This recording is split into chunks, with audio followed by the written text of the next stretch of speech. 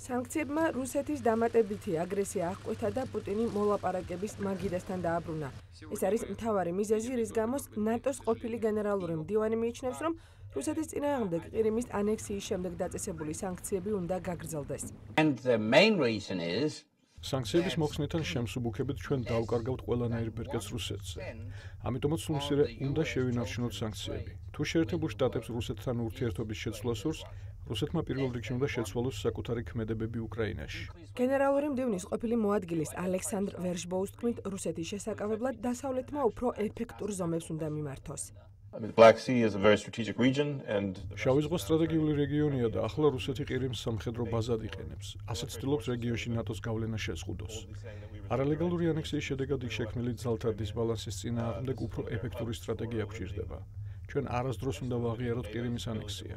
შორს უნდა დავდგეთ საერთაშორისო წესრიგის ფუნდამენტური წესის დარღვევისგან და არ უნდა დაუშვათ ევროპაში საზღვრების ძალადობრივი შეცვლა.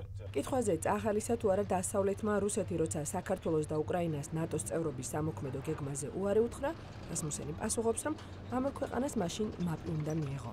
2008 წელს საქართველოსთვის და უკრაინისთვის ნატოს წევრობის სამოქმედო გეგმა უნდა მიგვეცა.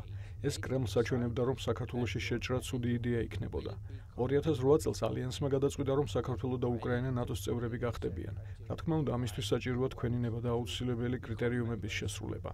ახლა ამ კრიტერიუმებზე ვმუშაობთ.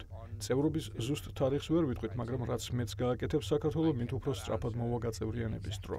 რასმუსენი ასევე ამბობს, რომ ალიანსში მონტენეგროს მიღება იმის მაგალითია, რომ ნატოს წევრობას თავად ალიანსი წყვეტს და არა პუტინის რუსეთი. ნანა საჯაია, გია მელიქიშვილი, ამერიკის ხმა, ვაშინგტონი.